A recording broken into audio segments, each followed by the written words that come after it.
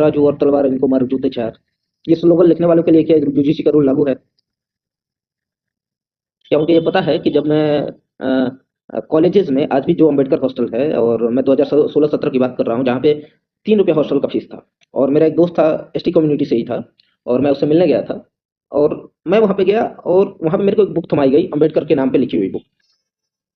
2016-17 की मैं बात कर रहा हूँ। उस टाइम उस बुक को मैंने पढ़ा, और अभी तक मैं वो बुक रखा हूँ, जिसमें उन्होंने ब्राह्मण राजपूतों और जो वैश्य समाज है, जिसके लिए स्पेशली तराजू यूज किया जाता है, तिलक तराजू, तिलक ब्राह्मण के लिए, तराजू बनिया के लिए, और तलवार राजपूत के लिए। उनको इतनी भद्दी भद्दी चीजें, इतनी मिथक बातें जिसका इतिहास भी प्रमाणित नहीं करता, और वो बुक लिखे थे वहीं के एक प्रोफेसर ने। और उनका एक प्रोफेसर का ग्रुप है जो कि अंबेडकर हॉस्टल में ये बैठ के चलाता है, ये ऐसे संगठन बनाते हैं, वहां पे बैठ के ब्राह्मण राजपूत और बनिया को गाली दिया जाता है, और वहां पे ये सब किया जाता है। और मैं ये तब की बात कर रहा हूँ जहां पे जब ये यूजीसी नहीं था। कहाँ कि वो एक ग्रुप बना के और उस समाज को इस तरीके से मिथ करके, मिथ फैला के, और वो चाहते हैं कि समाज में ऐसी बनी रहे और वो मार्केट वैल्यू बनी रहे। तो वही मैं पूछ रहा हूँ कि यदि जब अभी यूजीसी के कानून, जो ये एकदम दमनकारी कानून है, नहीं था, तब ये अवस्था थी कॉलेज की, आगे क्या होगा? जिसमें तो तुमने अधिकार दे दिया एससी एसटी एक्ट जैसे, आरक्षण जैसे, और ये तीसरा सबसे बड़ा कानून ला दिया जिससे कि तुम एकदम गर्त में डाल दोगे। मैं बार बार कह रहा हूं कि अभी तक आपके शिक्षा पे चोट नहीं हुई थी, और आपको इतने कट ऑफ होने के बाद भी आप अपने शिक्षा के दम पे जॉब ले ले रहे थे, सक्षम हो जा रहे थे। अब अगला प्लान ये है कि आपकी शिक्षा भी आपको ना लिया लेने दिया जाए। पहले आपको आर्थिक रूप से कमजोर किया गया, सामाजिक रूप से कमजोर किया गया, और अब आपको शैक्षणिक रूप से भी कमजोर किया जाएगा। और सबसे अच्छी बात यह है ना कि ये आंदोलन अब यूजीसी का आंदोलन एकदम पीक पे चल रहा है। कॉलेजेस में आंदोलन हो रहा है, रोड पे आंदोलन हो रहा है, और उससे भी उसका ये परिणाम है कि बीजेपी का एक प्रवक्ता, जो मेन स्ट्रीम मीडिया पे इतने 10 दिन के बाद से तो मेन स्ट्रीम मीडिया पे ये न्यूज आना चालू हुआ।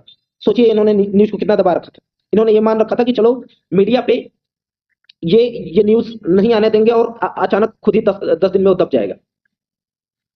लेकिन उससे भी खास बात ये है ना कि जब ये न्यूज चैनल्स पे आया और बीजेपी का एक प्रवक्ता नहीं आ रहा है अपनी बात को डिफेंड भी करने। और बीजेपी की हालत देखो, बीजेपी बीजेपी का लॉजिक ऐसा है कि बीजेपी को ने ऐसे इस तरीके से अपने सिस्टम को बना रखा है कि जिसमें पावर सेंटर केवल 2 लोगों के पास है। अभी धर्मेंद्र प्रधान जो भारत के एजुकेशन मिनिस्टर हैं, उनका एक वीडियो आया, उनका एक मैसेज आया कि यूजीसी नियम में कुछ ऐसा नहीं है जिससे कि उसका दुरुपयोग करने के लिए उसमें कोई नियम नहीं डाला गया है। अबे बकलोल, तुमको एजुकेशन मिनिस्टर कौन बना दिया अभी? और मैं जानता हूं कि बीजेपी के टारगेट ही ऐसा है कि अगल बगल 2 लोगों के अलावा सब बकलोलों को भरे रहो। इससे भी पहले इन्होंने एक शिक्षा मंत्री बनाया था, स्मृति ईरानी। मानता हूं रील वालों का जमाना है, नाचने गाने वाले लोगों का। अब दूसरा आए हैं धर्मेंद्र प्रधान। इस बकलोल को यह नहीं पता कि हर जब कोई नियम बनता है ना, तो उसमें कमियों का दुरुपयोग किया जाता है। तुम कितने बड़े बकलोल हो कि कोई एक नियम डाला जाएगा कि चलिए ठीक है, ये नियम डाल दिया जा रहा है कि इसे आप मिस यूज कीजिए। हद है यार तुम लोगों का। और अभी आप एक चीज ध्यान दीजिए कि भाजपा के जितने भी समर्थक थे, प्रवक्ता आ नहीं रहे हैं, और भाजपा के जितने भी यूट्यूब पे समर्थक थे, जितने भी नैरेटिव को फैलाने वाले थे, जो उनको डिफेंड करने वाले थे, अब वो उनका खुद विरोध कर रहे हैं। भाजपा के गलियारों में यह हालत हो चुकी है कि भाजपा के खुद जो नैरेटिव को डिफेंड करने वाले थे, वो लोग अब नहीं खड़े हो रहे हैं, और भाजपा ने अपना एक बहुत बड़ा नुकसान कर लिया था। और इसके लिए मैं मोदी जी को धन्यवाद दूंगा, काहे कि अभी तक जो सवर्ण समाज था, उसने कबूतर की तरह आंख बंद कर रखा था कि आंख बंद कर लेने से अंधेरा हो जाएगा, और बिल्ली आके बिल्ली को दिखेगा नहीं, और बिल्ली उसका गला रेत रही थी कंटिन्यू। बहुत ज्यादा धन्यवाद मैं करना चाहता हूँ मोदी जी का। मोदी जी का मतलब कहा, मतलब मोदी जी समझिए, मैं वो वाला जी वाला नहीं है जो अपने बाप दादा बना के जी कहते हैं। सरकाजम भी थोड़ा थोड़ा समझ सकते हैं। तो माननीय मोदी जी को मैं बहुत बहुत धन्यवाद कहूंगा कि उन्होंने ऐसा रूल लाया, और इसलिए सवर्ण समाज में जागृति हुई कि वो किस मानसिकता का आदमी है और वो चाहता क्या है, और उसको परिणाम इसके लिए भुगतना पड़ेगा।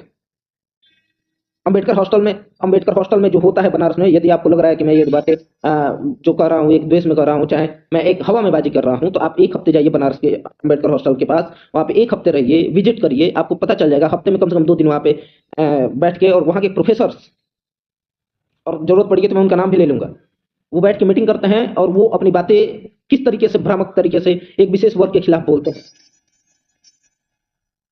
क्या ये भ्रामक बातें जो बोली जाती हैं वो यूजीसी के अंदर आएगा क्या? क्या एक संवर समाज के बारे में जो उल्टा सीधा बोला जा रहा है उसके लिए भी कुछ सब कानून है क्या?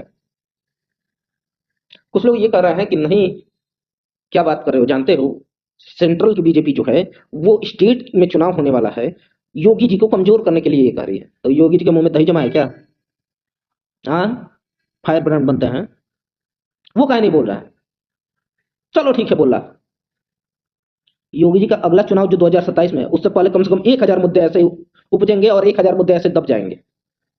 कम से कम एक ढंग का लॉजिक तो दो बे। माना तुम लोगों का खोखलापन हो चुका है पैसे खा खा के, कम से कम एक ढंग का लॉजिक तो दो कि तुम लोग क्या चाहते हो, डिफेंड भी करने आ रहे हो तो। हाँ, न्यूज चैनल को आपने इतने दिन तक कंट्रोल किया, जब तक वो रोड पे नहीं आएगा, जब तक वो आंदोलन उग्र ना हो जाए। और एक चीज क्या, तो मैं बता दे रहा हूं, हम जैसा कट्टर समर्थक भी जब भाजपा के विरोधी हो गए ना,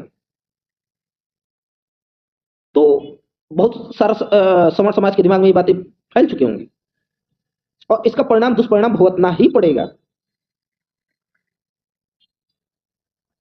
कौन सा ऐसा काम किया है जिसके लिए मैं आपको कह दूं, अभी जो उत्तराखंड में हुआ, एक लड़की का रेप हुआ वीआईपी को सर्विस देने के लिए, कौन है वीआईपी सब जानता है। राजस्थान में बिल्डिंग गिरी, सरकारी बिल्डिंग गिर गई।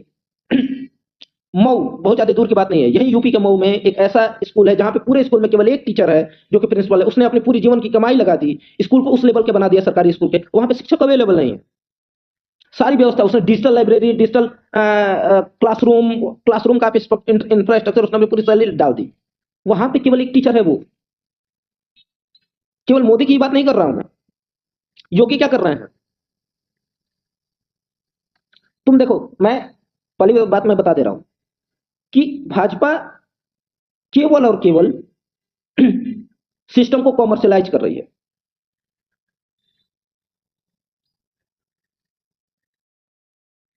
इन्होंने एकदम सरकारी संस्थानों को ऐसे चौपट कर देना है और प्राइवेट संस्थान में सारे ऑक्युपाई करा देने हैं।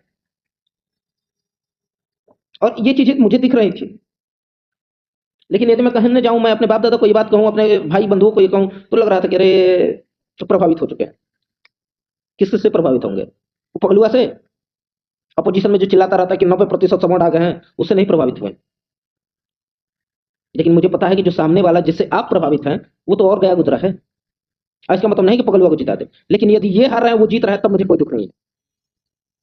क्या है कि इनको भी झटका लगना चाहिए, आदमी को अपने औकात में रहना चाहिए। राजेश खन्ना का एक डायलॉग है कि इज्जतें उल्फतें चाहते शोहरतें कभी किसी के पास नहीं होती, सदैव साथ नहीं रहते। आज जिस जगह पे मैं हूं कल कोई और था, ये भी कोई दौर है, वो भी कोई दौर था। ये जिस घमंड में चूर है कि ये टॉप पे है और इनको कोई हरा नहीं सकता, और इसकी वजह से ये अम्बेडकर की उस बात को रिपीट करते जा रहे हैं कि जिस बदल की भावना से ये सरकार चला रहे हैं और समाजों को ऐसे टारगेट कर रहे हैं। और आपको क्या लगता है कि यदि यूपी के चुनाव, चलो ठीक है, मैं मान लिया कि ये सेंटर का ही प्लान होगा योगी को निपटाने के, तो इतिहास याद रख लो, तुम्हें यदि पैटर्न नहीं पता, यूपी में जिसकी सरकार है वही सेंटर में बैठा है, यदि वो सेंट्रल पार्टी है तो चाहे यूपी का उसको सपोर्ट चाहिए। यूपी से गए तो आप केंद्र से भी गए। और ये वीडियो 2029 तक भी रहेगा यूट्यूब पे। यदि तो ये यूजीसी बिल नहीं वापस हुआ, और मैं तो बार बार यही पूछ रहा हूँ कि क्या तिलक तराजू और तलवार, इनको मारो जूते चार जैसे स्लोगन्स के लिए भी क्या यूजीसी में वही रूल है? क्या उसको लिखने वाले के लिए भी वही कानून पारित होंगे? क्या उसी तरीके का केस होगा? और आंदोलन इतना बड़ा हो चुका है, आप टेंशन मत लीजिए। पहले ये 5 लाख के सब्सक्राइबर वाले बनाते थे, बनाना चालू किए, फिर 1 लाख वाले बनाए, अब 1000 वाले भी बना रहे हैं, और जिसके 10 सब्सक्राइबर हैं वो भी बना रहे हैं। और मुद्दा यही है। और तुम्हारी अंगूठा छाप मंत्रियों द्वारा भी अब डिफेंड करने से नहीं होगा। हो सकता है 2 लोग जो प्योर चाटुकारिता में ही हैं, वो आपके क्या है कि आपके धन से वो जी रहे होंगे, ठीक है, 1-2 करा रहे होंगे, हो सकता है वो आपको डिफेंड कर ले। पूरा समर समाज नहीं डिफेंड करने वाला। और आपको क्या लगता है कि केवल आप 240 केवल दलितों की वजह से आए थे क्या? अभी आप भ्रम में जी रहे हैं क्या कि 2 से 5% दलित से ज्यादा वोट ही मिलता है?